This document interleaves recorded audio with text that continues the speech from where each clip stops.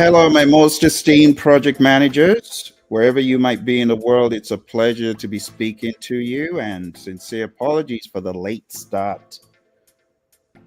Sometimes technology has its way of reminding you that you're not really in control. Today was one of those days. Well, it's a pleasure to be speaking to you today because I know a lot of you have been working tirelessly on your PMP and you're now certified. And I'd like to say congratulations to those of you who are now PMPs. The main goal of today is to give you some guidelines, some specifics about what you can do now that you are a PMP. How to kill the game, how to crush the game, how to get to that next level. Lots of you, so many of you, and I want to thank you for those of you who have written in, those of you who have sent messages on YouTube, those of you who have told me you're now a PMP. Bravo. Bravo. It's the beginning. It's the beginning. I remember when I got certified back in 2005. I remember it like yesterday. In fact, I just celebrated my 19th PMP anniversary. So today, I want to share with you, those of you who might have lost hope, like, what is this thing? Why did I do this? Is there any hope for me? What is the future going to be? I can barely even find a job. Some of you are disillusioned, but I'm going to share with you today 21 steps that I have found invaluable in helping me kill the PMP game. Whether working for companies, Fortune 500s, whether in aerospace, in engineering, in healthcare, I'm going to share with you. But I want you to take note of the 21 things I'm going to show you. All right. I first of all want to apologize for not being more in touch. Okay. I should be more in touch. I should have more of these. I'm not making excuses. I'm just going to say I will do better. I will do better to check up on you and to ensure you are properly engaged, because I don't take it for granted that you are following me on social media. You don't have to, right? You could be elsewhere. So I'm gonna make it good. Okay. I'm gonna try to do these with a higher level of frequency, better cadence to check in on you. So let me give you, if there's one tip I want you to take away from what I have to say today, it is be courageous. You got to have courage. You cannot afford to waffle. You cannot afford to say, why did I take this exam? Why did I take the steps I took? No, don't do that. The PMP exam is what you make of it. Okay? It's what you make of it. When you get certified, the PMI owes you nothing else. You took the exam, you passed the exam, they gave the exam to you, they said you're a PMP. Now it's your turn to prove to yourself and the world that they didn't make a mistake. Okay? You got to hit the ground running the very next day. I don't know why you took the PMP exam, but I took the exam because I needed to get out of where I was. It was drudgery. I hated the job. And, when it gets to the point that you hate the job, you need to get out quick. And I needed to get out quick. So I got certified. And let me share this with you. Let me share this with those of you who think the PMP will not get you in the door. That's a huge lie. The PMP will get you in the door, but you got to be courageous. You got to have the right mental state. You got to have the right attitude. The great Zig Ziglar, he says, it's your attitude that determines your altitude. You got to have the right attitude going into these jobs. Some of you are already scared before you hit the interview. Well, guess what? Your body language is going to give you away. You're going to fumble because your mind state is not right. So you got to be courageous. You got to have a can-do attitude. Hey, you got to understand that the PMI was not on drugs. The The PMI was not on drugs when they gave you a PMP certification. You got to remember that. So when the PMI has bestowed on you the title of project management professional, you need to do everything to make it happen. You need to do everything to prove that indeed the PMI was not diluted when they said, yeah, you're the GOAT. You're the guy, you're the girl. We're going to give it to you. You are now certified. You are able to take on any project. You know what I hear some PMPs telling me? Well, I guess I can't take on technology projects. I'm like, what's the matter with you? There are people leading entire states and countries. They ain't been for training like you have on projects. All we're asking you to do is figure out a technical project. And you're scared of that? No, you need to do better. You need to understand that the PMP is you getting in the door, then prove that you have what it takes. All right, let's get rolling with it. I've got for you today 21 steps from my life, from my experience that I want to share with you to help elevate your game, to help get you to that next state. I don't want you to give up. I don't want you to quit. So let's talk about section 1, deepening knowledge and skills. Okay. The moment you get out of PMP, don't be like those jokers who say, well, thank goodness I'm a PMP now. I don't need to do nothing except look for a job. No. This is the beginning of deepening your knowledge. You know what I did when I got out of the PMP exam? Want me to tell you what I did? I started studying earned value, scheduling, costing, risk, compulsively, like a junkie. And what did that do for me? It got me in the door of a company that absolutely changed my life, that revolutionized how I saw project management. That company's Honeywell. Before I got certified, I was banging on the door trying to get them to let me in. You know, when you've just got this feeling that that is the company for you. And those of you that have that feeling, that nudging about, hey, you need to be in this company, take it seriously. Take it seriously. I took it seriously. I got certified. I started studying. And then the opportunity came to interview at Honeywell. And what was the job? For those of you who don't think earned value means anything, it does. I got a job as an earned value consultant. What was my job? Understanding how to bring earned value into customer and product support, defense and space, by getting the understanding from the people in the engineering team and bringing it to customer and product support. That was my job. That's what I interviewed for. So, of course, I couldn't have gotten the job without knowledge. Huh? A lot of you doing the PMP exam as it is today. Hey, can I just be honest for a second? The exam as it is today is very different. It focuses on the more important parts of business and project management, but that isn't always what is apparent in an interview. You know what is apparent in an interview? Not only are they looking for the soft skills part, they're also looking for technical proficiency. So if you cannot convince the interviewer that you understand scope, you hear what I'm saying? Can you scope out a project robustly? Can you work with a team in not even working on a WBS, but that's a good thing to do. But how confident do you feel going into a project and effectively scoping it out? And I'm talking about 10 billion or 10 million. Let me not scare you. $10 million project. In my mind, the PMI have prepared you to study to do billions of dollars of project. But some of you are scared. The moment you hear millions, you're scared. And that shouldn't be the case, because all that you learn in the world of the PMP exam is scalable. You should be able to scale it up to the billions. You should. You know, it's very robust. I think I have to remind some of you of some of the books.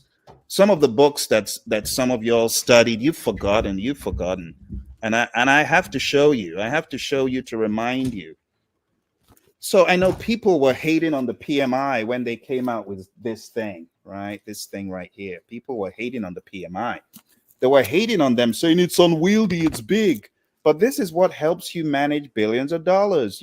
You cannot manage billions of dollars with a feel good mindset of, oh, I'm just a great leader. No, you need leadership and you need management, project management.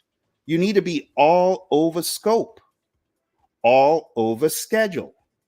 Some of you, I would ask, can you build me a 2,000 line schedule for a very robust activity?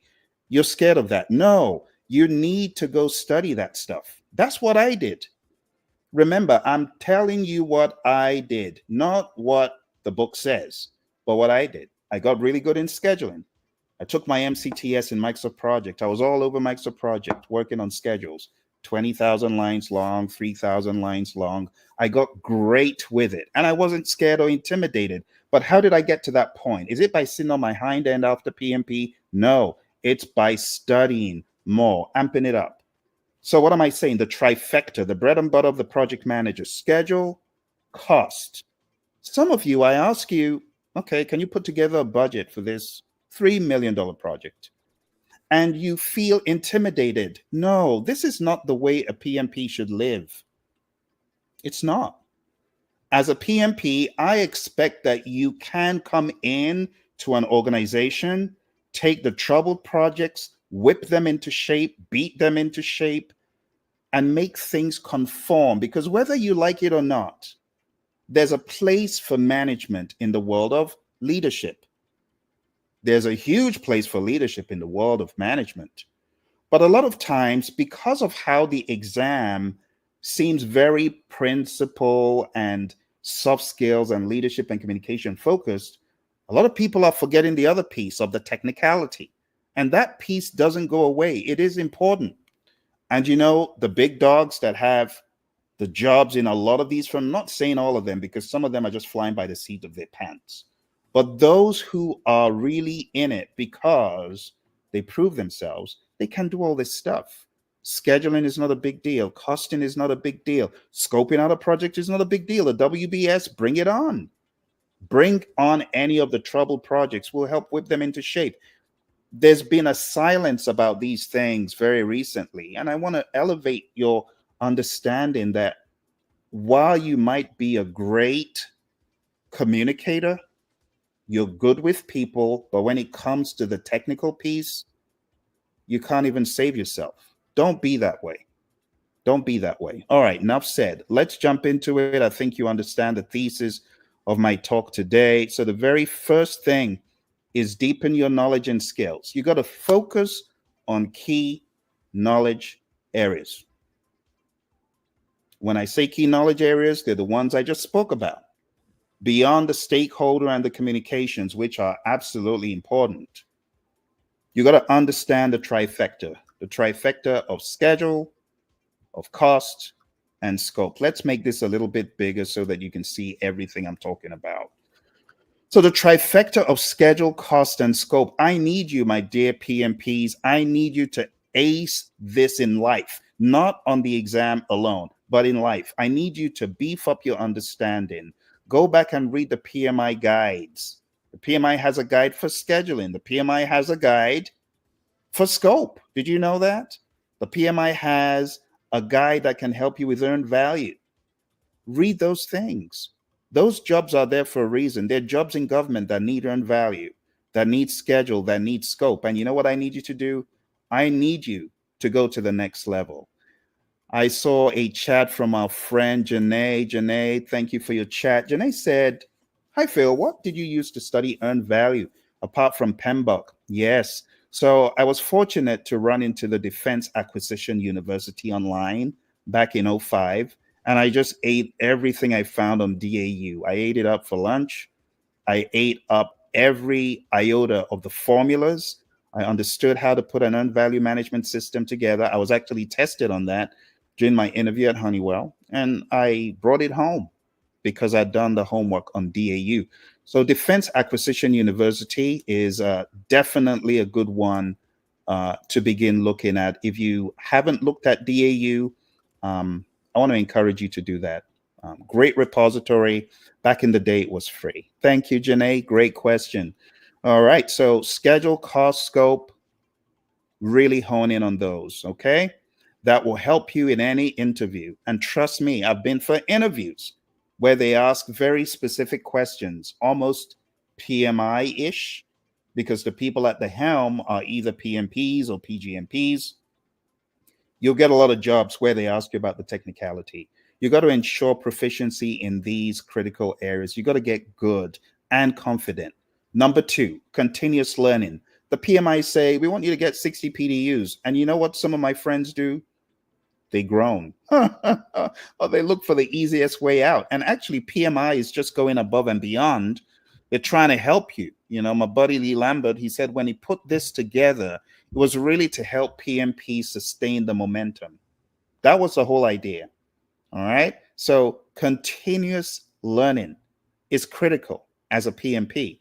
You want to dedicate months to further study even after the exam. You got to focus on your areas of weakness. You got to focus on emerging trends in project management. You know what I'm talking about. You know, one of the emerging trends in project management right now. You know, one of the emerging trends in project management is this thing we call AI. It's important. You know, AI is so important that I actually wrote this book. This book for project managers, I call it Artificial Intelligence for Project Managers. Why did I write this book?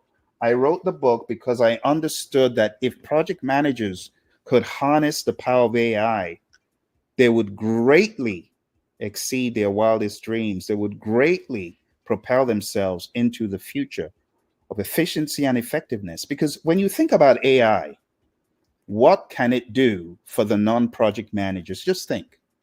What can AI do for a doctor? What can AI do for an engineer? A lot of things. It can help them build stuff. It can help them analyze data. It can do the same for project managers. You can analyze your data with AI.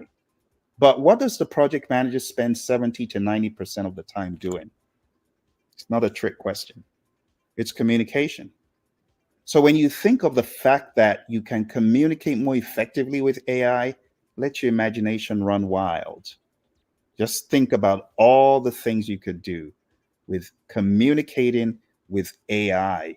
AI can help you check for biases in your email, in your communication before you send a message out. It can help you make it more empathetic.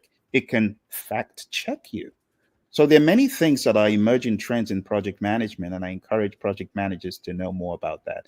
You're most welcome, Janae. Thank you very much for the question. For those of you who have questions, just keep sending the questions in, and as soon as I'm able, I will take your question. So continuous learning in AI, I want to encourage that. I know that the PMI has some courses, they're free for those of you who are members, and I want to encourage you to look into AI, get good with AI. I also have a course on AI on Udemy. Check out my course on Udemy. I go into about 10 to 11 hours of artificial intelligence.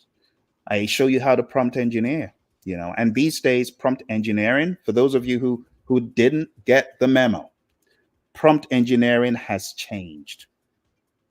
Did you know that? So I wrote a book called The RGB Prompt Engineering Model. And now, on top of that, I also want to encourage you to learn how to prompt engineer by your speech.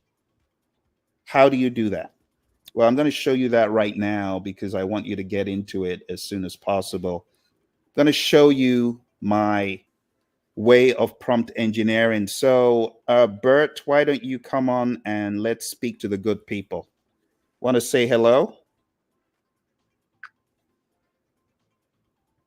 Hi, Bert. It's great to have you join us. Let's dive right into this. What aspect of prompting are you interested in discussing today? Yeah, Bert, I want you to demonstrate to my listeners how you help me. Sure thing. Bert, why don't you start by explaining the basics of prompt engineering? You can walk us through how to craft effective prompts for AI, including some examples to illustrate your points. Well, beyond that, Bert, why don't we get into a discussion about how to save a failing project that's failing as a result of poor leadership? You want to give some tips? Absolutely. Bert, let's start by identifying some common leadership issues that can cause a project to fail. Then we can discuss practical tips to turn things around. What do you think is the first step in addressing poor leadership in a failing project? All right. Well, why don't you begin? Why don't you list out the top 5 reasons for failure in leadership on a project?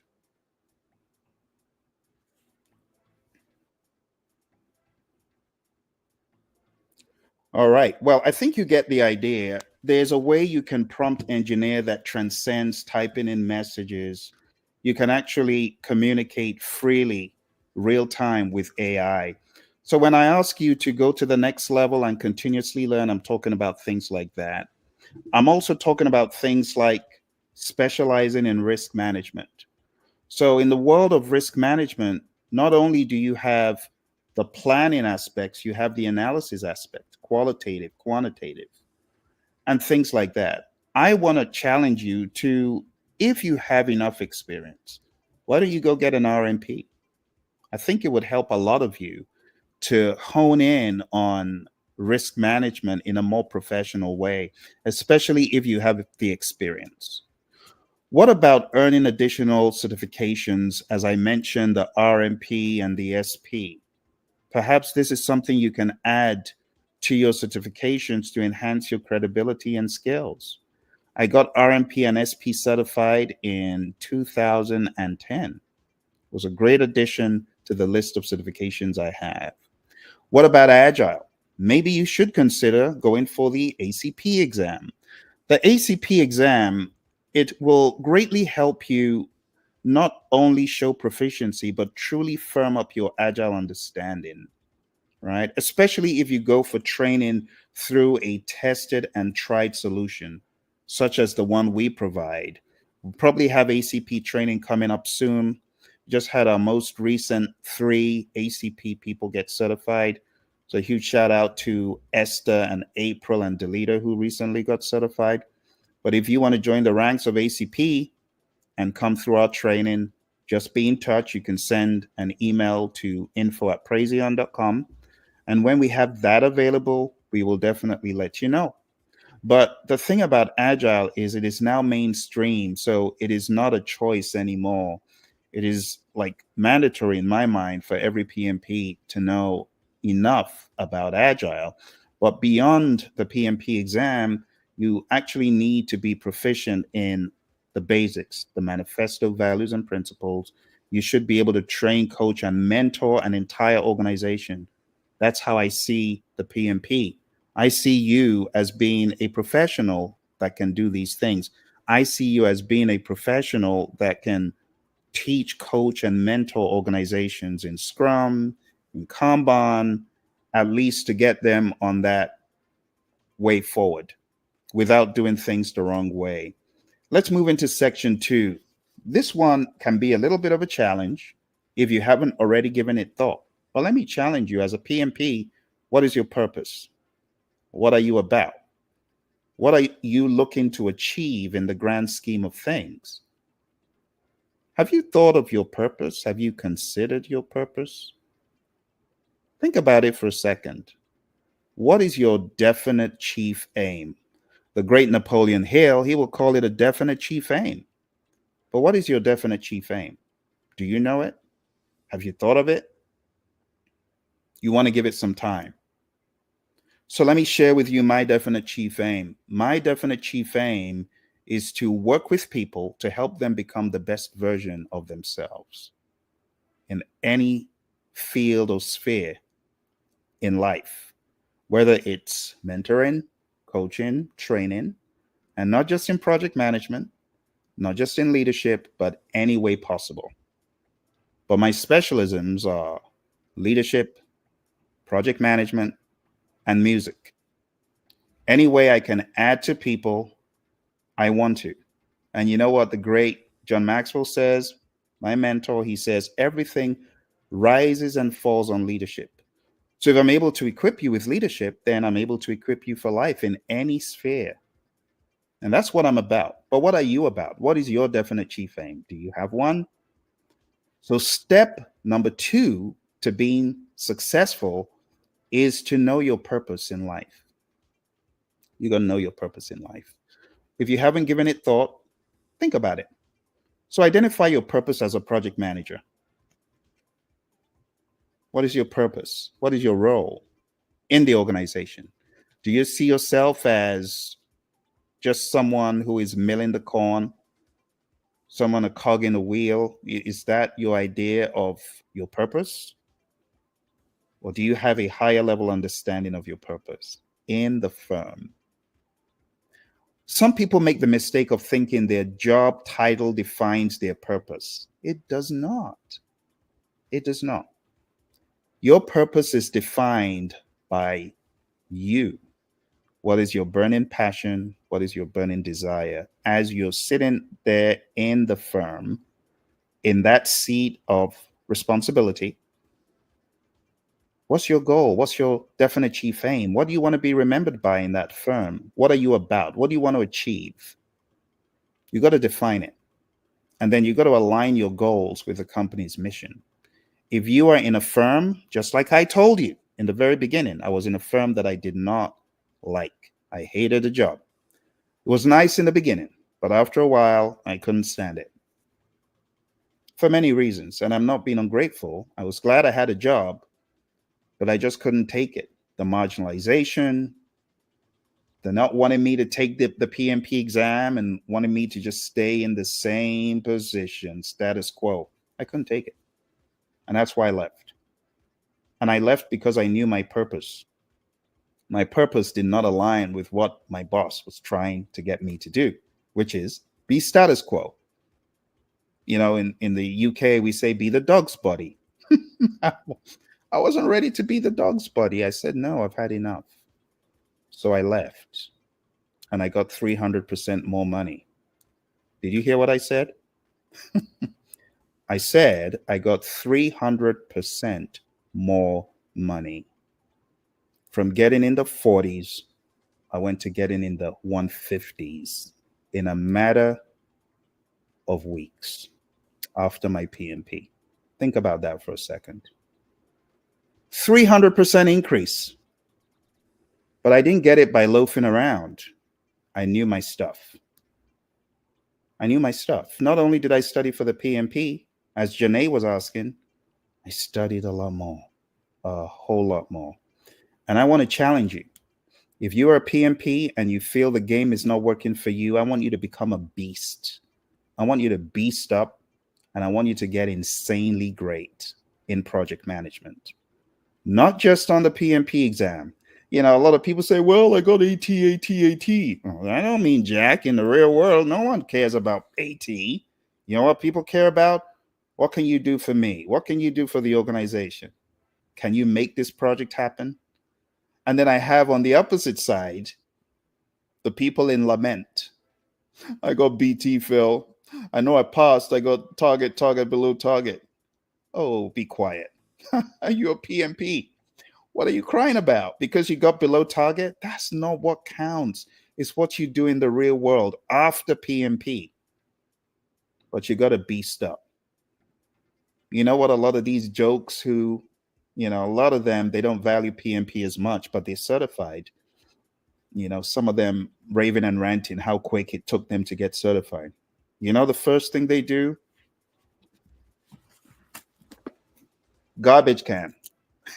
This goes in the garbage. The moment they get certified, they're like, I'm done. Praises. And it's just the bad attitude, because it should really be the beginning. It's the beginning. You shouldn't throw away your PMBOK guides. You know, when I look in my library up here, I have PMBOK guides. Let me show you the PMBOK guide I studied. It's here. This is the PMBOK guide I studied. This is a second edition. I still have my second edition, right? I still have my PMBOK fourth edition. It's here. I have my fourth edition. Look at that. I have my fourth edition. It looks even newer than my sixth edition. I have my fifth edition. This is my fifth edition right here. I still have it, you know? So I don't take these things lightly. You know, when you get certified, for the jokers who are like, oh, just throw it away, throw throw it in the garbage can. Don't do that. Don't do that. You should keep studying. You could keep studying. All right. Janae says, um, wow, Phil, I was wondering if project managers will still be required. Oh, absolutely. It's not going away. You see, it's like, I want you to go read up the story of Theodore Judah, who was a type of project manager. In my mind, I consider him a project manager. But he was a project manager of the Continental Railroad project, the railroad that was built early day America's. Theodore Judah. It was impeccable project management that helped him pull it off. When you look at his early day plans, you see plans for resources, plans for schedule, plans for costing.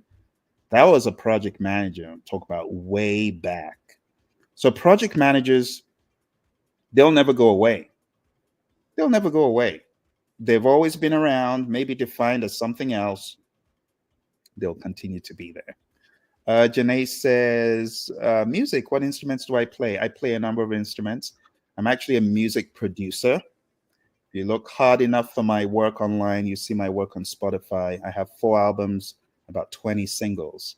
So how did I learn great project management? I actually started off as a producer in the music studio, because I would take my artists to the studio and have everything arranged and all the paperwork. And I didn't even know what I was doing. I didn't know that was project management. But I eventually realized that it was project management. Yes. So if you look for my music online on Spotify under Phil C, you will find my music online. Music is like the lifeblood of what I do. It's the therapy that keeps me going. All right, let's go to number 7. Grow to your maximum potential. Never stop learning and growing. You got to embrace a mindset of continuous improvement. You got to continually improve. You got to continually grow. Okay. But it needs to be a mindset. For those of you who are really keen on growing, I want to introduce you to an initiative that I have. And you can find this initiative at leadershipavenue.com. It's a program for life after the PMP exam, because I realize PMP is never enough. PMP is not enough. You got to go beyond PMP. You got to go beyond PMP by studying, by developing, by growing, and by learning leadership. Everything rises and falls on leadership. Have you guys ever watched The Founder, that movie about the McDonald's brothers? You remember Ray Kroc and the story about Ray Kroc? What can you say about Ray Kroc? He was actually a leader who knew what to do. He was selling milkshake machines and he wanted to sell more milkshake machines. And he knew that if he was able to increase the number of franchises that the McDonald's brothers had, he could sell more milkshake machines. So as a result of his ambition, he ended up buying them out. he didn't set out to do this. He just wanted to sell milkshake machines. But he was so ambitious that he ended up having more and more franchises so he could sell his milkshake machines. He ended up taking over the entire corporation. But it was leadership. Let me ask you, if I gave your skills, your talents, and your abilities to a second party, would they be able to do a better job than you? The question is, how well are you doing as the CEO of You Incorporated? Are you doing a great job? Are you doing everything under the sun to succeed? Some of you ain't. Some of you are on LinkedIn in plain sight and you're saying, I don't want people to know I don't have a job, so I'm not going to put open for work. Seriously? How is that being a good CEO? That's a crummy CEO. You know, to be a real success, you got to network with people. You got to communicate with people. You know what the Stanford Research Institute showed in a survey way back?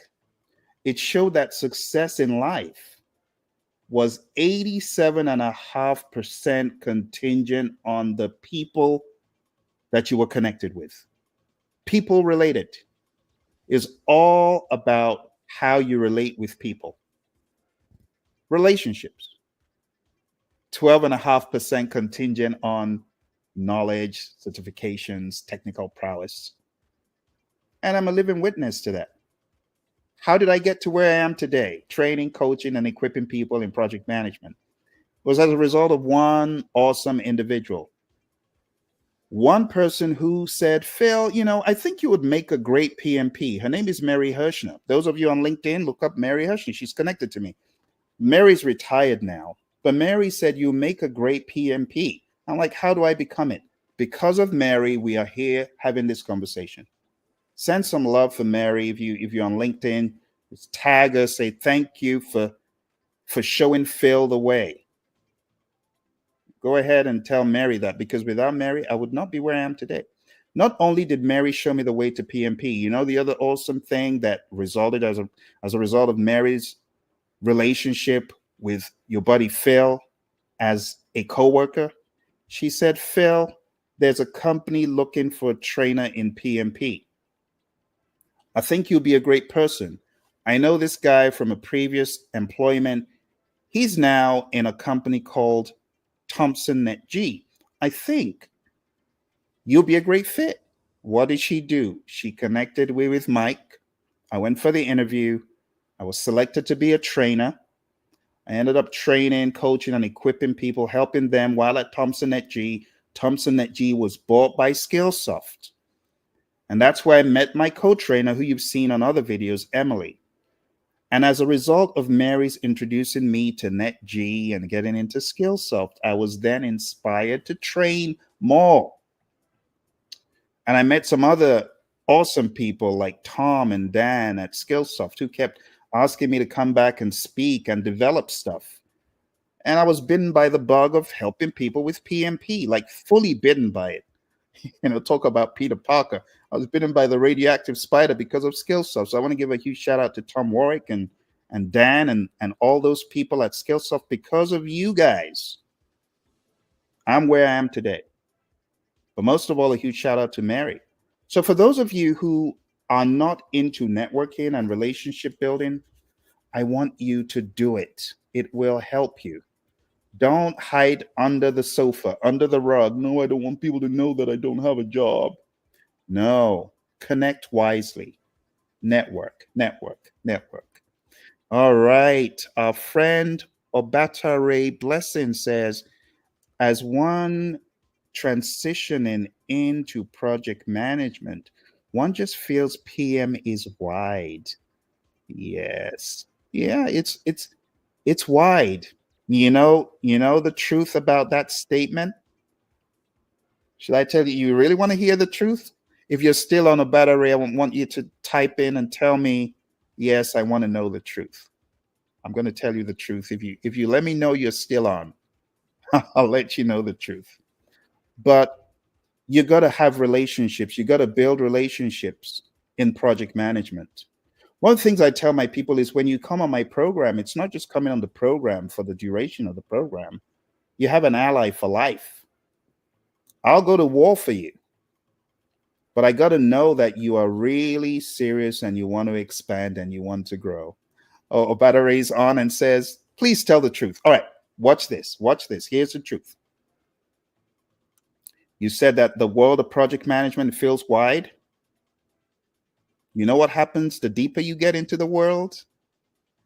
It gets wider. It gets wider. The world of project management does not get smaller. It only gets bigger and bigger and better if you're true to the craft. I thought project management was, PMP. And then I started unwrapping it like an onion. You know what I discovered? The PMP is just the beginning. There are many facets. And that's why I got a number of other certifications like the OPM3, like the RMP, like the SP, like the ACP, like the PSM, like the CSM, like the PSPO, and I could go on and on. Very recently, I went further into Ken Schwaber's company, the co-creator of Scrum. Because some people say, well, that's agile, it's not project management. What is project management? Project management is the application of knowledge. You need Scrum knowledge. You need agile awareness. You need to understand the values and the principles. So I studied more with Ken Schwaber's company by taking a lot of his certifications. It's for a reason. I had to grow. The other options in scaling agile were very poor. And I wanted to know from the GOAT, what does he think?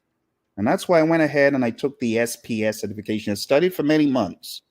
But what I'm trying to tell you is that the more you get into project management, the more you have to grow, because project management is not stagnant. It is emergent. It is always changing. I just shared with you my book on artificial intelligence. There's a reason I wrote the book, because I understood that things were changing. The way project managers communicate, the way they could communicate, it's all changing. And you know what's going to happen in the future? The project managers that stand the test of time are the ones that move with the tide. But it's a very good observation. And I'm glad that you've discovered that it is indeed wider. Yes, I know it sounds funny, but the more you get into project management, the more you realize that it's wider. It's wider than just PMP. Anyone who is thinking PMP is the be all end all, they're wrong. It's the beginning. You know what you need to do to amplify your efforts as a project manager? You got to get great with leadership. Everything rises and falls on leadership. Study leadership, become a student of it. I want you to go to my mentor's webpage. It's free, okay? And it's called Minute with Maxwell. John Maxwell has a free program where daily, you can get mentoring and coaching in leadership. It's just a nugget a day, but it goes a long way, a long way, a long way. Thank you to my friends on Instagram. I see you. I see you. My friend Semacha says, I want to be your agent in Saudi Arabia in my institute. Well, thank you. I appreciate the love. My friends on LinkedIn who are watching, I appreciate you as well. Let me go ahead and send you this link. Hopefully, this link will go to many of you. It's Minute with Maxwell, because I believe that if you can study leadership, the game will change. The more leadership you study, the better off you're going to be. But you got to be on it on a daily basis, studying leadership, reading leadership, applying leadership, mentoring others in the leadership that you've learned. One of the books that I immediately recommend to you, and I'll give you a few books because I know some of you are really looking to grow to the next level. I want to recommend that you pick up the 360-degree leader. There's a book and there's a workbook. This is the workbook. We're still in the process of going through this in my Leadership Institute. For those of you who don't know, I have a Leadership Institute with a bunch of awesome PMPs. It's called Project Leadership Institute. And we meet on Thursdays in one of the groups. We meet on Saturdays in another. We've been studying this for the past 6 months. All right. Also, another book I want to recommend to you, those of you who I may not have interacted with you in a while. If you're in a leadership role, I want you to get this book by my mentor, John Maxwell. It's called The 5 Levels of Leadership. And I know some of you already know this because I wrote about this in my immersion book, right? So John's 5 levels of leadership, so profound, so good. If you are in middle leadership, if you're in top leadership, wherever you are, CIO, CEO, CTO, whatever, whichever of the C's, or VP, director, you need it. If you're in the middle, you need it. If you're at the bottom of the organization, you need it. You need it. You need the 5 levels of leadership. Really great book. It will show you how to climb the ladder of leadership. Talks about position and then goes into permission and goes into production. And great book. You definitely want to know that, how to navigate the leadership ladder, because you do know that leadership is all about influence. The true measure of leadership is influence, nothing more, nothing less. And John says, he who thinks he leads but has no one following him is only taking a walk. Now, some of you that might be in the middle or at the bottom, theoretically, you may not understand, but leadership is about influence. And you can influence, you can learn how to influence. So these 2 books, first of all, this one, I would recommend reading this first. And then The 5 Levels of Leadership. This is another great book that I would recommend to you to read. Okay. So when I talk about development, as our friend rightfully said, oh, you're most welcome. It's a pleasure. Anyone else who's got questions, just keep the questions coming and I will answer the questions as expediently as I can. But one of the things I really would love to see from you, my friends who are watching, I want you to grow to your maximum potential. All right. And it's just take no prisoners. Since I started this journey, I've been very fortunate to learn from some awesome individuals. I recently put together a seminar with Roy Schilling.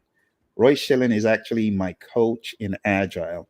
And together we wrote the book that you see over here, this book called PMP Exam Immersion. We also wrote this book together, which is called Agile Principle Run and Cut. And we have a lot of these seminars together. Roy was also one of my trainers on this seminar that we had for change management leadership. And he was also my guest speaker on this seminar, right? Dixiv, which is about problem solving. And he was also on this seminar, incidentally, Scrum Mastery. So my buddy Roy, he's been my trainer and coach in Agile. And why am I saying this? Because a lot of folks think that they can learn without being like an apprentice. You got to put yourself in the position of an apprentice and learn. And that's what I did with Roy. That's what I've done with John. John has been my leadership guest speaker on the Project Leadership Institute. He was our keynote speaker when we opened, but I've been religiously following the work of John. I've been religiously following the words of my buddy Roy, and we've written books together. I've been also religiously following the work of Rick Brinkman. He wrote the book Dealing with People You Can't Stand. Great book. For those of you who may have hang-ups on people who are difficult, you go look for Rick's book on dealing with people you can't stand. And Dr. Rick has been back on a couple of occasions to teach us dealing with meetings you can't stand and dealing with people you can't stand. And you can find those lectures on leadershipstreet.com. Believe we have one or both of them of Dr. Rick's talk to us. So the sky is the limit for growth, my friends. You got to keep growing. You got to keep improving as a project manager. Number 9, I skipped one. Which one did I skip? Let me see which one I skipped. Excuse my manners. I think I skipped one in my rush. Let's go back and see. I skipped. Okay. So let me go a step back. I'm sorry about that. Because this one is important. Number 8, study and apply Agile principles. So incorporate Agile methods into your projects, train, coach, and mentor others in Agile, and you're going to learn a ton. From coaching, you are going to learn, you're going to find your gaps. Like I had a ton of gaps. And mind you, I was already certified as a CSM, but I learned that there was a lot that I had gotten wrong. Misconceptions in Agile, misconceptions in Scrum, misconceptions in Kanban. But these came to light when I started being a good student. I often joke, I've been in the school of Roy, my buddy. I've been studying with him since 2014, but I only became a serious student about 5 years ago. You ever been a bad student who's not really listening? Or you have the bad students who are they're supposedly listening, but they're not practicing. And I was one of those. I was just not a good student. But I became more serious. And I'm talking about, hey, I was CSM certified, I was ACP, but I became hungry. You know, the great Les Brown, he says, you got to be hungry. If you're not hungry, you ain't making no difference. I had to be hungry. And I got really hungry for Agile. I got hungry to know more. And my growth, Roy will attest to it. It was astronomical because all I did was eat, drink, breathe, Agile, the values, the principles, the values, the principles, the values, the principles, the principles, the values, until I became so obsessed they had stuck that I didn't even need to open a book to tell you what the values were. I didn't. So I want you to take Agile very seriously because it's now mainstream. It is not enough for you to say, I'm a PMP. You got to be a PMP with great Agile awareness. Note, I didn't even talk about the frameworks. Agile awareness. Know the values and what they mean. Live the values. Know the principles. Live the values and the principles. Apply them. Number 9, stay current with industry trends. AI is a huge one. I told you to go look for those PMI micro certifications. The PMI is doing their best. Okay? They're trying to help you. And that's why I want you to take it seriously, because if you're able to be all over AI, the future is bright. But if you're AI inept, if you're one of those people like I don't think AI can be trusted, I'm sorry. You're going to be in the dark ages in a few years. You better get on the paddy wagon, learn about AI, stop prompt engineering, understand how to give good prompts, written prompts, speech prompts, and understand the technologies. You know, on YouTube, I have a channel. It's called the Project Leadership Institute channel. It's free. I know some of you have joined, but some of you haven't. It's free. Go join the Project Leadership Institute channel. Let me see if I can bring it up for those of you who haven't joined. And like I said, I apologize for not being more on your schedule, but I'm going to send you my other YouTube page. And I know this is going to help those of you who are looking to grow and you're looking for sources to grow, right? That's a good one right there. Yep, that's it right there. So going down to at Project Leadership Institute, my friends on Instagram, I want you to do the same. Hi, Delita, good to see you. Thank you for joining on Instagram. I just saw you. I gave you a shout out a few moments ago for your ACP. I don't know if you heard. But anyway, good to see you, Delita. Delita is one of the smart ones who joined the program. You see the ticker tape below. Delita joined that program, right? The leadershipavenue.com, life after the PMP exam. And she got her ACP, you know. After that, she was fired up. And April as well joined the program. They both got really fired up, and they're part of the Praizion family who are doing awesome things. All right, let's move on to number 10. Join professional organizations. So participate in organizations like PMI, network, go to your PMI chapter meetings, do all that good stuff. You know, some folks may not have remotely joined their PMI chapter. And I'll just say this, you know, the PMI chapter, it's really more like the rites of passage, because if you haven't been to a PMI chapter meeting since you've been a PMP, it makes me a little bit concerned, you know, like, why not? It's like you belong to a family, but you don't know the family members. You got to go to a PMI chapter. You got to at least try it, right? Try it at least once. Try it at least once. And then beyond going just for the chapter meeting, you know what I want you to do? I actually want you to give back, like volunteer. How about you volunteer for some months? Just it's good. It's good karma, for lack of a better word. It's good because as you're giving back, you're going to receive. It's that simple.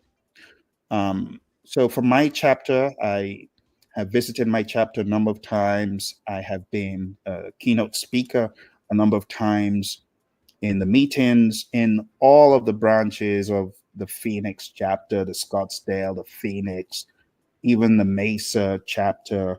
And you can actually watch some of the videos. I have some of the videos on YouTube of when I visited my chapter to speak. So if you haven't done that, I want to encourage you to. I think it will go a really long way in getting you more into the family. It's a family. You got to understand that, PMI family. All right, so let's move on. So join in professional organizations, networking. A lot of people, you know, I know someone who found employment as a result, not just one person, number of people, as a result of being in their PMI chapter. All right, number 3, mentoring and coaching. You got to mentor and coach others. chatting to me, are you mentoring and coaching someone as a PMP? If you are a PMP, the question is for you. The question isn't even, are you coaching someone? No, no, no, no, no. The question is, who are you coaching? Who are you coaching? Don't tell me no one. You got to be coaching, mentoring, or equipping someone. Because if you're not growing as quick as you could. You're not. And this is why a lot of you end up forgetting what you studied. I ask some of you, okay, just give me 5 process names, and you're grasping at straws because you've forgotten. Why did you forget? Because you're not mentoring and coaching someone. You don't have to be a full-time PMP coach, but you should at least in your firm. Like when I was at Honeywell, a lot of my colleagues, they were failing the exam, and this management's shelling out $500 a pop for these people, and they're failing. And I go to my manager and I say, you know what, Jim, I think I can help these people. I got certified about a year ago. It's still fresh. I'm all over this stuff. Why don't I have bi-weekly sessions to help them? And he said, all right, let me go check with Mark, my boss. He goes, checks with his boss, and his boss is a PMP as well and likes the idea and says, people like food. Let's throw in some pizzas. And then we did. And people would show up for these bi-weekly sessions. I ended up being instrumental in 50 of my colleagues. Mind you, this is before I went fully into training. This was like 5 years before I went fully into training. Got my colleagues certified, helped them, added value to them. You know what I want you to do? The same. I challenge you. If you're not a scaredy cat, how about asking your boss, can I have a lunch and learn to equip people in project management? I'm not even saying train PMP exam, but just share what you know. Or don't you know anything? Yeah, you know a lot. You know a lot. Why are you sitting on what you know? Why are you being selfish with what you know? The funny thing, some people are like, I don't want people to know how I did it because then they'll be at my level. Seriously, come on now. That's not you. That's not anyone listening to me right now. It's the other people, right? It's not you. But I know some people are like that. I know some people are like that. Oh, my friend Simba, thank you very much. I appreciate you as well. Thank you. Thank you. Yeah, because I know you folks have a lot to share, and you should. Because if you don't share, you know what you're being? You're being a reservoir. You got to be a river. What does a river do? A river allows the current to flow through it.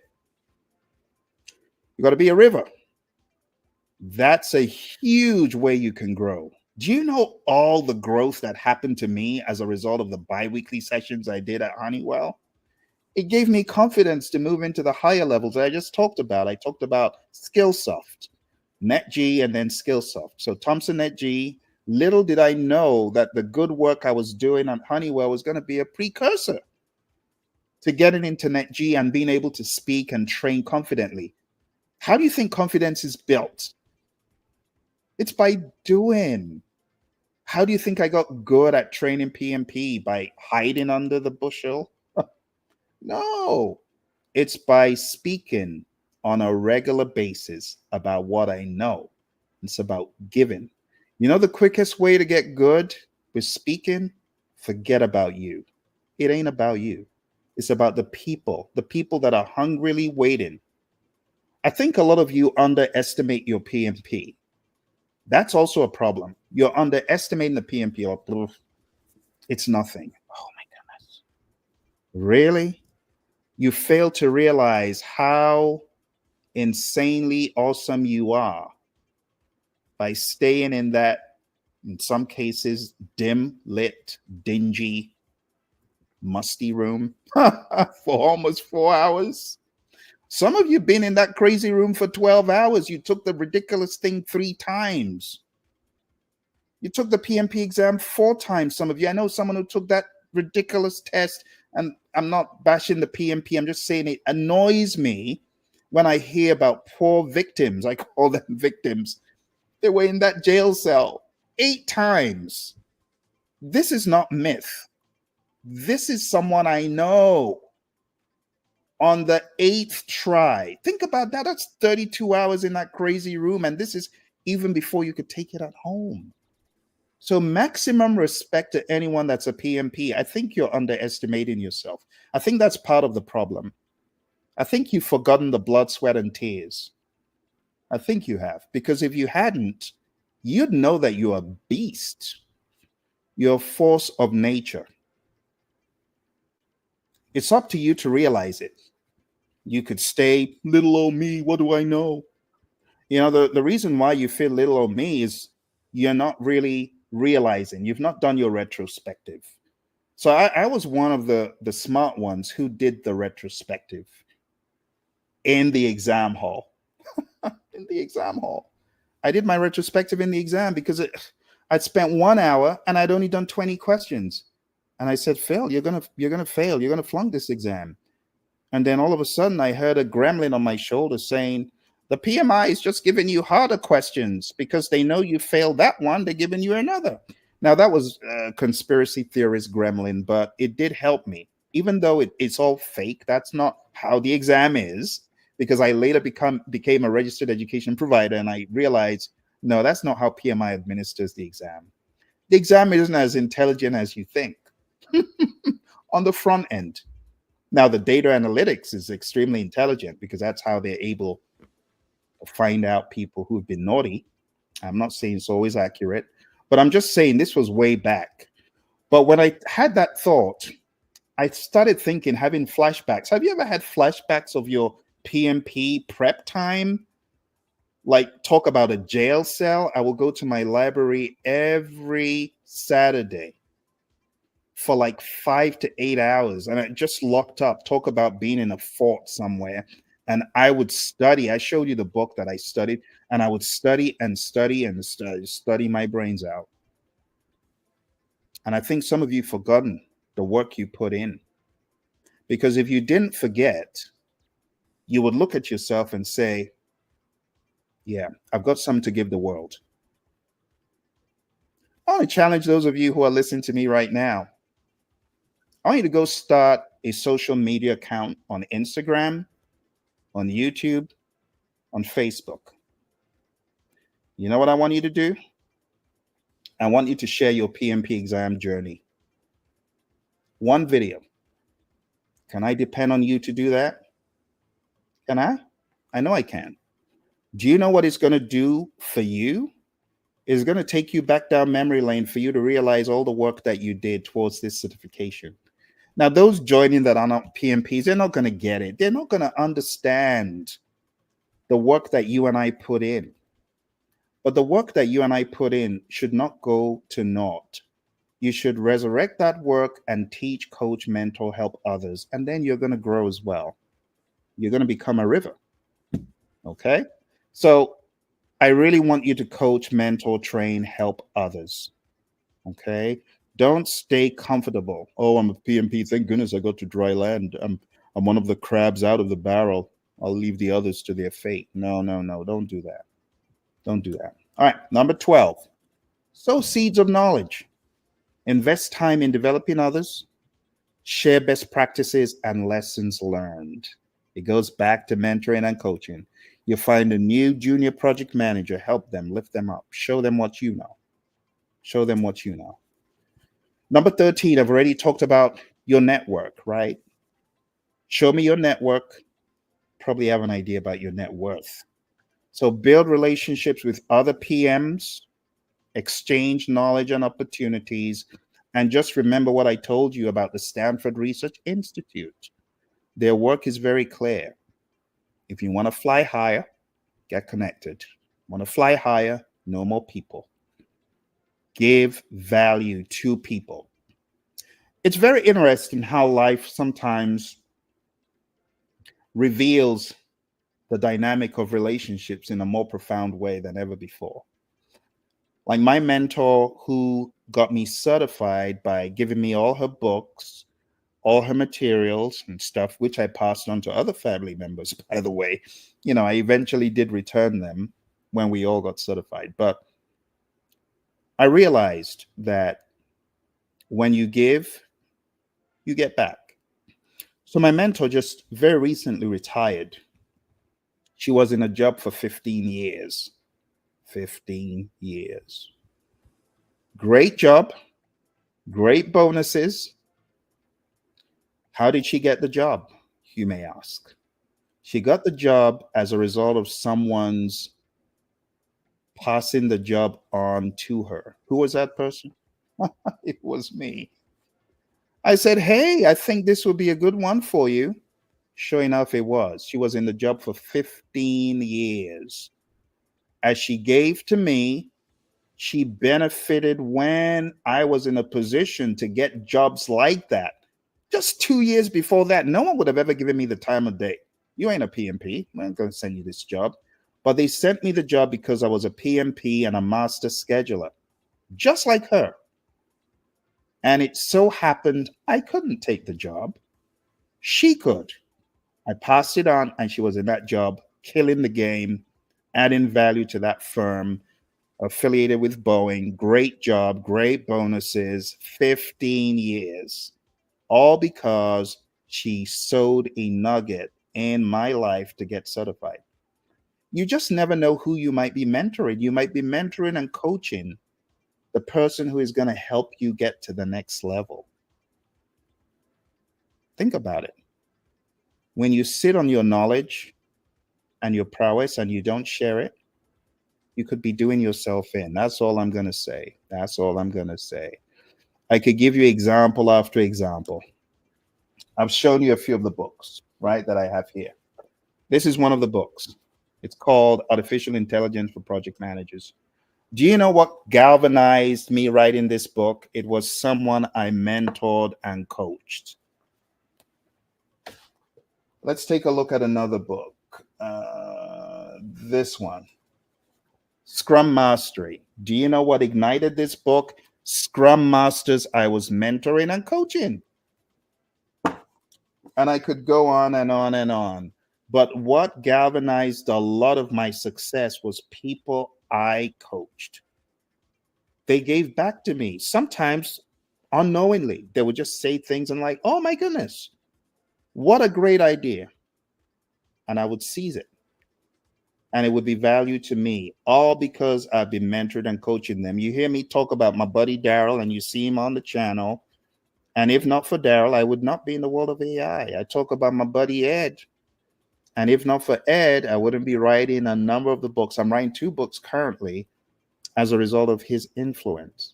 He didn't even know when he sowed that nugget. So you just never know the people you're mentoring, the people you are meant to mentor. You just never know how instrumental they will be to your success. Okay, think about that. Think about that. All right. I'm sharing with you 21 steps to growth after your PMP. Number 14, I've already talked about this. Volunteer with PMI, engage in volunteer activities, give back to the community, right? Leverage volunteer opportunities to expand your network.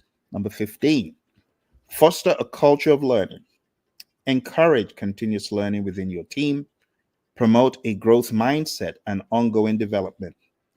For those of you who have not been to projectmanagement.com, I need you to go there. I want you to go look at all the webinars. PMI, they do their best. Now, I know a lot of people say PMI is all about the money. Well, PMI is trying their best to offer some more value. I'm looking forward to them doing more, but right now they're already doing a great job with the webinars, and you can listen to people in your domain, whether in healthcare, you're in engineering, pharmaceutical, whatever you're in, there are webinars in the repository at projectmanagement.com. And you know what happens when you watch those? You get PDUs for free. If you're a member of the PMI, these are often claimed for you, and you don't need to do anything other than just attend. So I want to encourage you to foster a culture of learning. Projectmanagement.com is a great one. Leadershipstreet.com is also a great one. Make sure you attend the seminars of Rick Brinkman, the PM 360 that we also have up there, and there are many more. Number 4, section 4, practical steps for growth. You got to start where you are. So I've already given you a minute with Maxwell. I've given you John Maxwell's 360-degree leader, John Maxwell's 5 levels of leadership. I've told you to go look at those. I've also told you about Rick Brinkman, and I've told you about leadershipstreet.com. And right here, as we're talking, the ticker tape below, right there, life after the PMP exam. If you are serious about self-development, you want to grow your mindset to the next level, you want to learn leadership, you want to be proficient, profound in your leadership, come on the program. Let's work together. Come and learn how to be a real success. Relationships, equipping others, having a positive mental attitude, and leadership. That's what makes you be a real success. It's a play on words, REAL, relationships, equipping, attitude, and leadership. And that's what we learn in addition to life after the PMP exam. And we learn that right there at leadershipavenue.com. Leadershipstreet.com is pre-records, things from other seminars in the past. Leadershipavenue.com is for what is coming down the pike in August and September and beyond. Okay, so check that out. All right, so start where you are. Maybe you just got certified. No, just start where you are. Go to Minute with Maxwell, start learning. Endeavor to be in my next leadership program, Leadership Avenue, right? Go there, sign up. Find productive activities that advance your career. Look for opportunities within your current organization or community. For those of you who are not PMPs yet, and you might just be watching, go on down to 360.pmradio.org, and you can sign up for our next PMP 360 seminar. Let me put that in the chat for those of you, because I know some of you are curious, because I said this is for PMPs. And I know that curiosity drew you to watch this. So go to PMRadio 360.pmradio.org for the next PMP 360. It's coming up in the next few days, right? And this is going to help you get good with your PMP. Those of you who might be struggling alone, like I was, it will help you. All right. So start where you are. This is me talking to my PMP graduates all around the world, wherever you are. Leverage nonprofit opportunities. Oh my goodness, my dear friends who have found it difficult. Trust me, I am right with you. If you're looking for a job right now, you've been unable to find employment. I know how hard it is. I have been without a job for 9 months, twice in my career. Think about that. No job for 9 hard months. There was a time I was so depressed, I was thinking, I'm out of my mind at this point. I feel like I'm caged in a jail cell, mental jail. And this was before I got certified for the first 9-month stint without a job.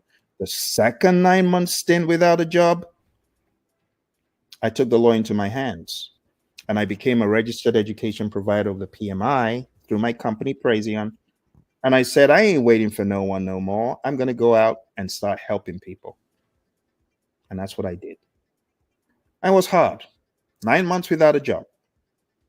With a newborn, if I might add, in need of insurance and diaper money. It's not funny. But that happened to me. And what did I do? I reinvented myself. I want you to reinvent yourself. I want you to become a beast, a force of nature that stops at nothing to find a way forward, unrelenting, unashamed, bold, a beast. Some of you ain't beasts yet. I want you to be a beast. I want you to take no prisoners. Some of you are scared. Don't be scared. Be resolute. You don't have a job right now. You know what I want you to do?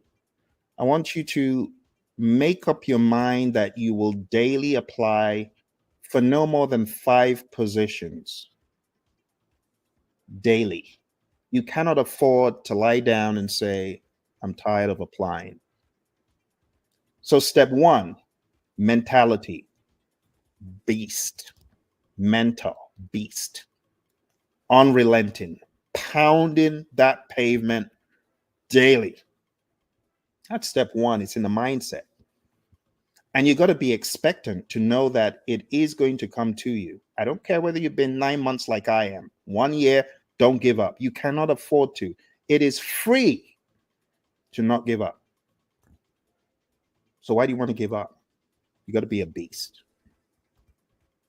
unrelenting beast. So, what you're going to do is daily apply for 5 positions. It is going to build your confidence. And when you get the opportunity to interview, as I did a number of times, you're going to go for the interview and you're going to say, thank you for the interview because it tests my prowess and it helps me. So, you got to get in the right mental state. When you're in that right mental state of, I'm grateful for any interview I get because it's going to test me and help me. You're not even at that point looking to get every single one, but you're looking for the exercise. The next thing I want you to do, join PMI, your local chapter. Be useful. It is going to help you.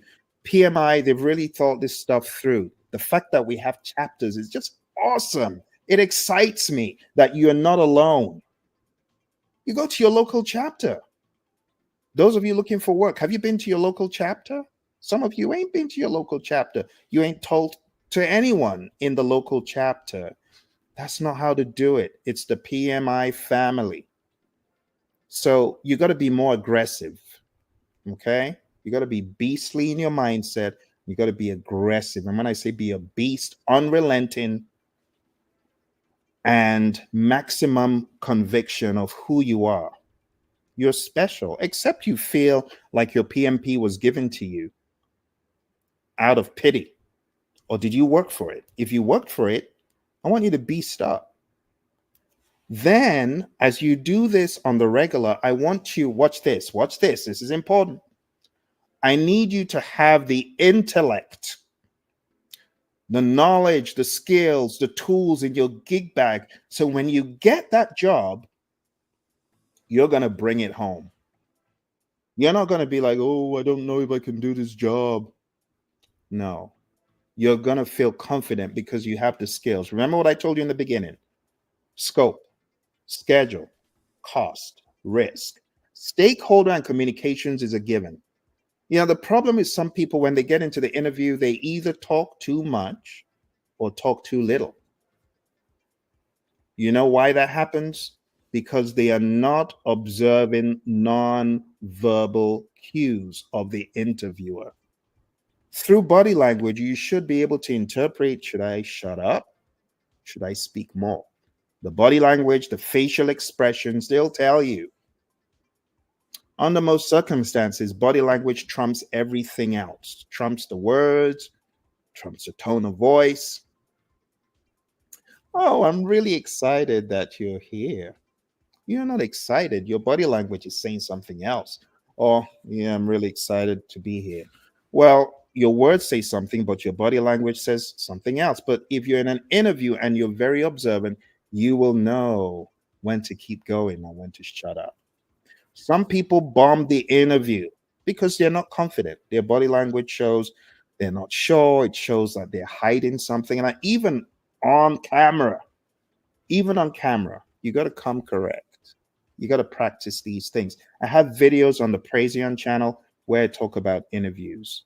So if you're gone for a job without any traction for a while, you're searching, don't give up. Use this as prep time. Because when uptime comes, it's going to be too late to prepare. So now's the time to prepare. 5 jobs a day. Do you know the portals that I want you to hit? I want you to hit monster.com. And hey, I don't want you to tell me, Phil, I can't do this kind of job. Let them figure that out. Let them figure that out for themselves. Don't come crying to me, oh, I can't do an engineering job.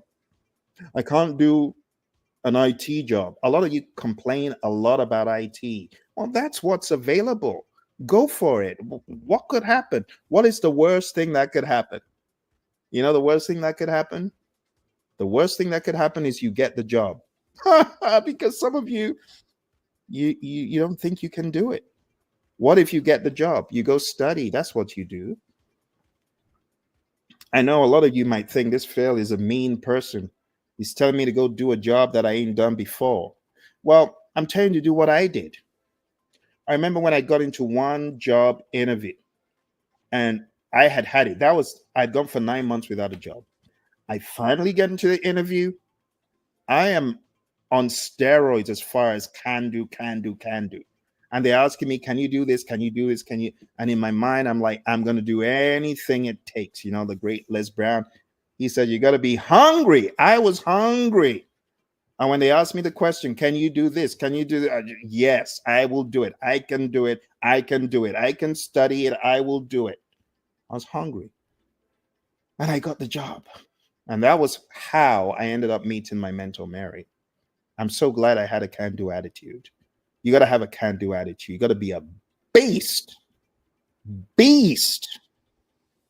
Take no prisoners. No namby-pamby. Oh, I don't know if I can do it. No, no, no.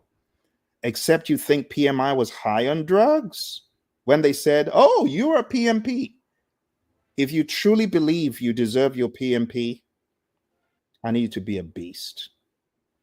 And I need you to go make corrections where you might have had a weak, poor mindset, but get beastly and start pounding the pavement like I did. I'm not telling you to do something I didn't do. What I did is going to give, but use this as prep time. Okay. My heart goes out to you. I know people who have been looking for work for a while, but don't give up. Change is going to come, but you got to prepare. And then you got to network. I want you to start going to your local chapter. Do it. It's going to help you. It's going to help your mindset. It's going to give you some hope. So what are the websites? I want you to go to monster.com, put up a resume, pound the pavement daily. You know what I would do? I would daily go to monster.com and make a little tweak to my resume just so it would be one of the relevant ones. I want you to go to indeed.com. I want you to put up a resume. Please do this. And then police the resume and then have notifications. I want you to go to dice.com and I want you to do the same. And I want you to apply for 5 jobs daily in project management, in management. Even if you feel, well, this is way beyond me, use the interview as leverage. Some of you don't understand the power of the interview. Oh my goodness. So one of the interviews I went for was at Motorola, and the interview wasn't successful. I was told, oh, okay, thank you. You don't get this. And now the person that I interviewed with, you know, according to my recruiter said, oh, they really liked you, but they didn't feel you had the skills to do this particular job in hardware. They felt you would be better suited for software. Okay. But there ain't no software job. So I went back to what I was doing, not very happy, not very pleased. And then about 2 months later, I get a call out of nowhere. Hey, remember such and such you interviewed with? Well, they introduced your resume to their coworker who is an IT PMO. They want you to come for an interview. Out of nowhere. Ended up working at Motorola as a program manager in the PMO, working on a divestiture. Out of nowhere, from an interview that I had already discredited. Never say never. I have learned a lot in my career, and one thing is to never discredit anyone or anything. It's a huge rule. So what I'm sharing with you, my friends, is from experience. It is not from any book. I've realized if you are a beast, you got to be a maniac. You got to say, I can do it. Even in the face of adversity, I can do it. Bring it on. Because it's in the mindset. You need to have the mindset that you're going to work and work and work smart and hard, and you're going to get it done, and you're going to be the very best. Do you really believe you are the best version of yourself? I know you expected me to say, do you believe you're the best? No, no, no, that's not the question. That's not the question. Do you believe you are the best version of you incorporated? Do you or do you not? If you don't believe you are the best, you got to go do something else beyond the test, beyond PMP. Okay. But for those of you that are looking for work, I want to encourage you, this is not the end. So I want you to leverage the power of your PMI local chapter. I want you to submit 5 jobs daily. I want you to pound the pavement, and I want you to be a beast. Be a beast. And I want you to use your volunteer work to develop new skills and connections. Number 18, network effectively. I've talked about networking quite a lot. You got to attend networking events and conferences, just like the one at the ticker tape below. This is to help you. It will take you levels above. You'll meet people and you'll get great. Honestly, some of the best things I've done is as a result of people I have met in this journey. I remember going for OPM3 training. Some of you don't know what that is because PMI doesn't offer it anymore. But OPM3 just means Organizational Project Management Maturity Model. And there was an entire exam and framework about it. And it just helps you to assess organizational project management maturity, like 3 exams in one. But anyway, when I went for training up in Colorado, I met a couple of guys, Colin and Tim. And 3 of us were in that class. And it's a very expensive endeavor. I think the entire thing probably cost about 3K or more, not to mention travel and so on, which will take it to 5 grand. But I met Colin and Tim in that class. What ensued is Colin and Tim became allies, associates. We would train Microsoft Project to organizations, advance Microsoft Project to organizations. And it was as a result of networking through all of this. So I want you to understand that networking determines a lot in this career. I've also told you about my buddy Roy and Rick Brinkman and John Maxwell. And honestly, that is how you network. You got to network with intentionality. You got to build meaningful relationships with peers in the industry. Number 19, trade knowledge and opportunities, collaborate with mentors and peers to share jobs and resources. You got to be actively doing this. It's like being a river all over again. Use your network to find new opportunities. I told you the story about Mary and me. I wouldn't be where I am without her. She just finished a 15-year stint as a result of our connection. Number 20, adapt to changes. Stay flexible and adaptable in your career. Be prepared to pivot and take on new challenges.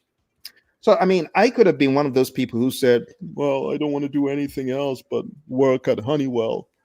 I'm not happy that I can't be here forever. Well, no, I understood I needed to pivot. So when I left Honeywell, because I was a consultant, and after 2 years, that's it, you have to go. You could come back later, but you got to take a hiatus. So I left and I ended up at Motorola, and then I worked in a number of other places, and I found myself in my dream job. My dream job was in a gaming company making video games. World of Warcraft, those of you folks who like those multi online player games, I was in a company that was building a game like that. It wasn't World of Warcraft, but it was built after the Stargate franchise. I love that job because it combined my creativity and my technicality, and it was just a job made in heaven.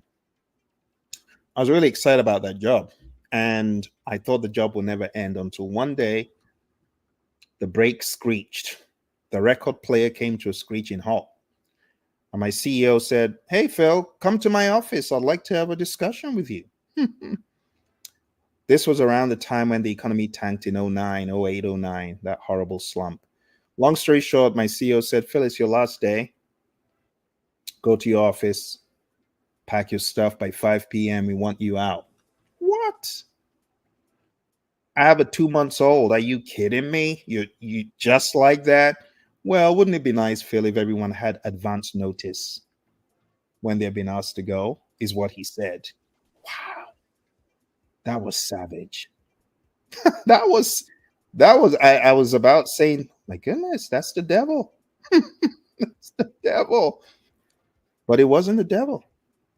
It was actually a blessing. Huge blessing. Huge. I'm saying this for someone. Someone needs to know that you losing the job is actually a blessing because you're going to get a better one. You're going to find yourself in a place that you deserve to be because you're worth more. You have more to offer the world. So when I was kicked out of that job, I thought, woe is me. And that was another 9 month stint without work. But you know what good came out of it? I started looking introspectively and I said, what am I going to do? One of my mentors, Paul Martinelli, back in the John Maxwell team, back in the day, he would say, jump out of the window, off the ledge, and grow your wings on the way down. And that's what I did. Became an REP of the PMI, started training and coaching as much as I could, but I didn't get a gig for almost 9 months. I got my first gig in New Jersey. Very excited. Shout out to Fiserv, my first client of life training. I train them in risk management. A shout out to Info Global Solutions, one of my early day clients. And that was it. The rest, it became, so they say a rolling stone gathers no moss, but talk about a stone that gathered moss. That was me, thrown out of the building. But I gathered moss and became a huge, huge pile of hay in a matter of months. So I went 9 months without a job, but I got my first client, Fiserv. And after that, it was SSAI, Info Global Solutions, and one after the other, SHIP, Society of Hispanic Professional Engineers, lots of other great companies, some affiliated with Chevron. The FBI ended up being a client, the US Air Force, the US Army Corps of Engineers. I spent a whole week with the US Air Force out in Mildenhall in the United Kingdom, training them on what? Can you guess? PMP. PMP. Spent a whole week, Fort Lee, training my men and women in uniform friends out there. What did I train them on? PMP. PMP. NASA and the FBI. What did I train them on? PMP. Jim Beam. Whiskey people. What did I train them on? Project management. Lush Cosmetics. What did I train them on? Project management. And the list goes on and on. Right? The Department of Commerce, right there in DC. What did I train them on? Project management, leadership. So I want to encourage you, my friends. The way I was kicked out of the building and I reinvented myself and became so instrumental to many of these firms, it wouldn't have happened if I wasn't kicked out of the building. Sometimes you got to be kicked out of the building. You grow your wings on the way down. You reinvent yourself. You become more valuable. So for those of you that have lost hope, I'm hoping that this broadcast has given you some hope. I am hoping that you take things to the next level. But you got to adapt to change. You got to stay flexible and you got to be prepared to pivot. Some of you don't want to pivot. Oh, but I want to stay in healthcare. I've always been in healthcare. I don't want to go to IT. You don't want to go to IT. What if IT is the next big thing for you? Like me, I don't want to be kicked out of the building. I want to keep building this video game. I like it. There's bigger fish to fry. You just need to meet the fish. You just need to meet the fish. You better learn how to swim, though. You better learn how to swim. Oh, my goodness. All right, my friends, we're almost rounding up for today. Number 21, apply the KGS formula. What is the KGS formula? The KGS formula, I coined this. John Maxwell wrote the book, How to Be a Real Success, and he talks about 3 things. But being a project manager, trust the project manager to have to put a PM spin on it. There are 3 things. Number 1, you got to K Number 2, you got a G. And lastly, you got an S. What does that mean? You got to know your purpose in life. Please know your purpose in life. Please have a goal. Please have a long range vision. Please have a definite chief aim. Some of you are not aware of why you're here. You're like, well, I guess I'm just living life day by day for the paycheck. No, I beg to differ. Know your purpose in life. Someone said, Phil, I've been trying to work on that for the past 30 years. Start somewhere. Start somewhere. One of the most comedic things that you can do, ask GPT. Get your resume, give it to GPT and say, GPT, what is my purpose in life? And I'm not joking. You just have to have a target. Please have a target. Because if you don't have a target, you're just going through life, and you got no clue why you're here, and you're just living for the day. And that is the most miserable life to live. Just having no purpose, no direction. Come on now. When I was 10, I had direction. I said I wanted to be a musician. Well, seems like it worked out. I became a musician. I've got 4 albums, 20 singles, still working in the studio. But beyond that, I want to help people, which is why I'm here, yelling like a crazy person, because I want you to achieve greatness. And greatness is different for a lot of people. You don't have to be a world name, but you have to be the best version of yourself. And to be the best version of yourself, you got to be ready for sacrifices. Studying beyond PMP, joining your local chapter, mentoring and coaching people. I've given you a lot of to-dos. You got to do them. Then you got to grow. You got to grow. Keep growing. You never stop growing. The moment you stop growing, that's when you're 6 feet under. A lot of people didn't get the memo. They're like, I want to retire and do nothing. Well, no, you shouldn't think like that. You should keep growing.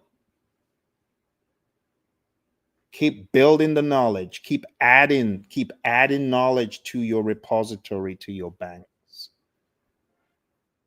Right? Finally, this is the one a lot of people struggle with. Sow seeds that benefit others. How about you begin with this one? Get the link to this video. It's free.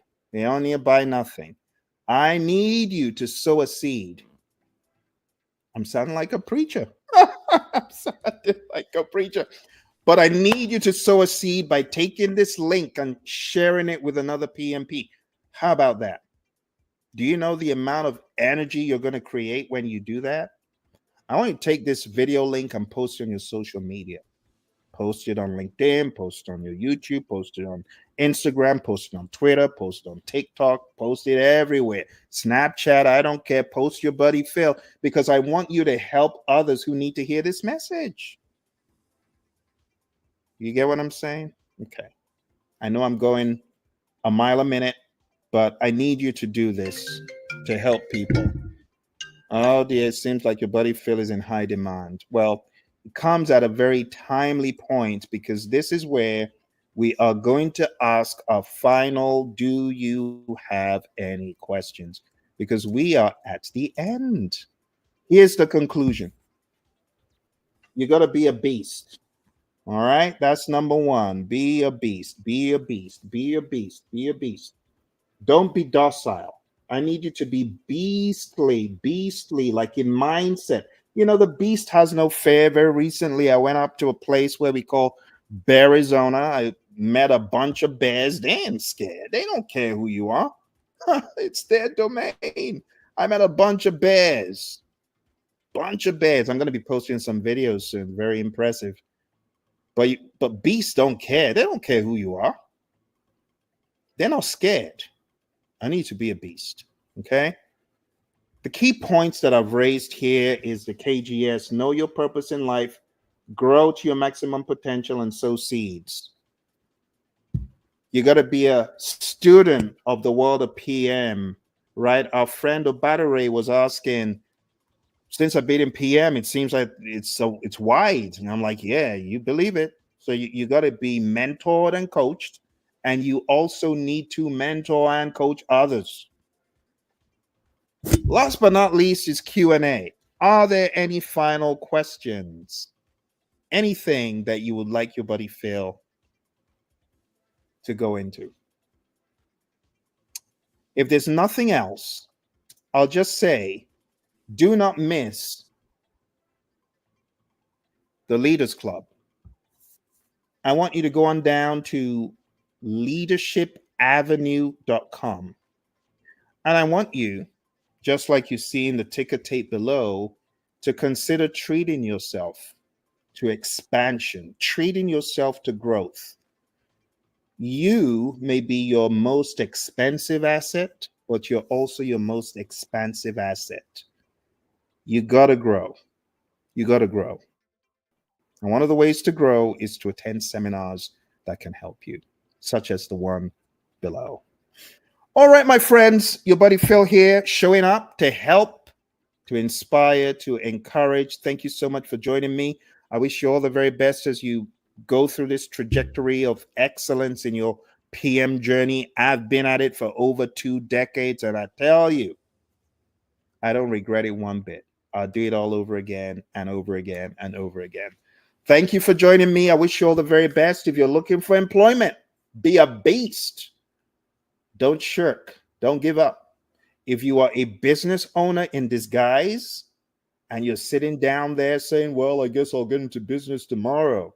Hey, go to pmanonymous.com. PM Anonymous. I think you need some training and coaching from your buddy Phil, because you need to be starting your own business. And what are you doing sitting down there when your business should have started like eons ago? All right, my friends, it's been a pleasure. Thank you all very much. I appreciate you.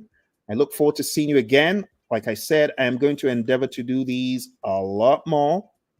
And hopefully, I'll see you again very soon. Don't forget to do what I asked. I want you to share this link with as many PMPs as possible so that they get some hope. It's only fair, right? So that they get some hope and so that they can expand. Thank you. I'll see you again, hopefully very soon.